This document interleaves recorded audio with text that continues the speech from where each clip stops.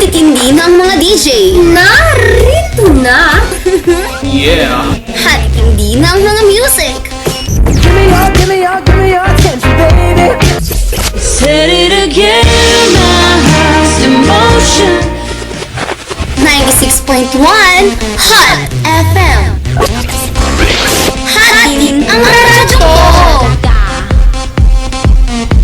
Wasak ba ang mundo mo? Ito ang DJ na aalti puso mo. One, mekaniko. Ang DJ libong-libo. Magpapagawa ka ba?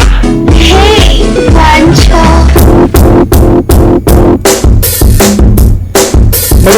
Magandang tanghali sa buong Pilipinas at sa buong kalawakan. Andito na naman ang paborito ng DJ sa radyo, si Juancho, mekaniko. At mga listeners, napakaswerte nyo kasi meron tayong special guest ngayon. Walang iba, Miss Jessie Mendiola. Hi Miss Jessie. Hi! Okay, interviewin ka naman namin ng konti sa data. Oh, sure. Here's your first question. How is Jessie Mendiola doing nowadays? How's your career, your life? How are you? Grabe naman yan. Actually, okay naman ako ngayon. Kasi hindi pa ako nakaka-move on sa pag-host ko sa may UAAP Cheer Dance Competition. Talagang grabe talaga yun. Okay, Miss Jessie. Ito medyo seryosong tanong na. Let's go to the point. Jessie, totoo ba na ikaw ang dahilan ng pagkakalulong ni JM De Guzman sa droga? Sa totoo lang, naipaliwanag ko na yan sa isa kong guesting, sa isa kong interview with Boy Abunda. So, alam naman namin dalawa na hindi talaga ako yung reason. So, napag-usapan naman namin yun. Okay. So, ano ang masasabi mo sa muling pagbabalik ni JM De Guzman? Actually, I'm happy for him na na-recover niya yung sarili niya at nakabalik siya sa showbiz ngayon. So, masaya ako para sa kanya. Eto, Miss Jessie, medyo controversial na tanong. Is there any chance para magkabalikan pa kayo ni JM? Hala, grabe naman yung tanong na yan. We're friends na so if everything is healed na, okay na kami na maging friends, tapos napag-uusapan naman namin yun, ako hanggang doon, di naman talaga. Ito naman, masyado naman itong chismoso. Short message that can you give to JM? Actually, sabi ko na sa kanya yung message ko, nung nagbalik siya, tinext ko na siya na I'm happy for him, na good luck sa bago niyang career. Yun lang. Okay, Miss Jessie. Thank you for, parang napapasawalak na. Ay, thank you sa pag-invite sa akin. Looking forward for next year. And listeners, kailangan ko na rin magpaalam. Salamat sa isang araw ng napakasayang tsikahan. Muli, ito si Juancho Mekaniko at kayo nakikinig sa 96.1 Hot FM. Hatin ang radyong to.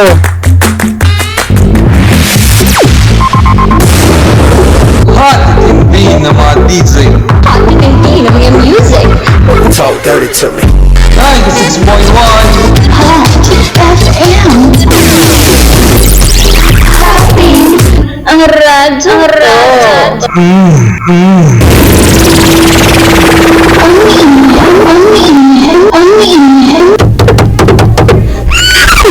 Hindi para sa kabayo. Hindi para sa pusa. Hindi para sa kambing.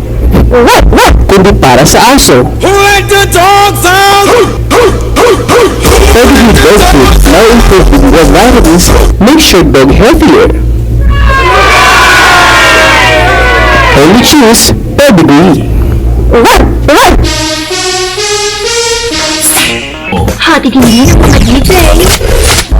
Hatid-hindi ng mga music. Ano ba yan? 96.1 Hot FM. Ligo na yan. Hatid ang maraming to. Turn it up.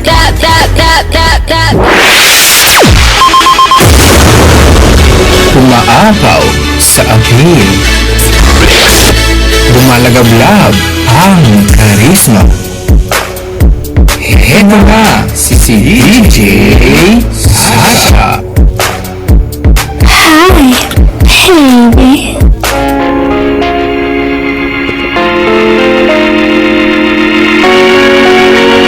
Hi! Magandang tanghali, ikaw pa rin ang nakatutok sa nag-iinit na estasyon sa buong Metro Manila. Ito ang 96.1 Hot FM. Hotin ang radyo ito. Kasama pa rin ang DJ na Sasha Manto sa lungkot at ligaya. Ako si Sasha. Naku, nag-iinit dito sa booth. May kasama kasi akong napakagwapo. Gusto niyo na ba siyang makilala?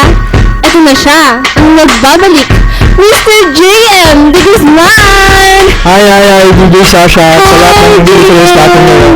Magandang tayo sa inyong lahat. Oh, kamusta ka naman ngayon? Nagbabalik ka. Okay naman. I'm so glad to be back. Yun lang masasabi ko Did ngayon. you feel the same excitement nung nagsimula ka? Parehas ba ito lang ngayon? Nagbabalik ka sa showbiz? Siguro may part na na-feel ko rin yung excitement nung nagsimula pa lang ako kasi alam niyo naman, sobrang tagal ko nawala, di ba? So, na-miss ko talaga yung showbiz. So, mula sa isang role na Angelito na napaka-bait na binata, ngayon ay napapanood ka sa Hawak Kamay bilang isang kontrabida. Paano naman yung shifting ng character mo doon? Nahirapan ka ba? Actually, medyo nahirapan ako. Pero, sa totoo lang, mas komportable talaga ako dun sa role ko, dun sa Angelito. Kasi Angelito, yung personality niya, mabait. Kaya ako kasi, sa totoo buhay kasi mabait ako eh. Oh my gosh, girl! Mabait daw si JM de Guzman. Alam niyo na! Oh, ayun. Anong gusto mo sabihin sa lahat ng sumusuporta sa'yo? Mula noon hanggang ngayon. Okay, sa lahat po ng sumusuporta sa akin, maraming salamat po kasi hindi niyo po ako umiwan sa oras ng mga pagsubok na dumating sa buhay ko at salamat po sa muling pagtanggap mo sa akin. Parang walang nangyari po sa akin dahil pagbalik ko parang masaya-saya pa rin ng career ko. So, maraming salamat po. Oh, ayan narinig ko. Ikaw daw ang gaganap sa dating role ni Rico yan. Imbitahan mo sila ngayon sa bago mong show. Okay, Hindi pa siya ipapalabas, pero imbitahan mo na sila. sa lahat ng nakikinig po, abangan niyo po mula sa puso. Malapit na po. Okay, yun lang po. Yan, thank you. Dumalaw ka dito sa Thank you, booth. Sasha. Oh, ayan guys, ako kinikilig na naman yung mga kababaihan natin dyan, lalo na si Mitch Shane dyan sa bahay niya. At again, hinay-hinay lang. Oh, ayun na. Oh, natapos na naman ang ating chikahan ngayong araw na ito. Samahan niyo ako sa susunod na chikahan natin sa mga susunod pang araw. Ito, si Sasha. Manatiling nakatutok, susunod na sila Hela Cavitera. It's 12:39. What we gotta do right here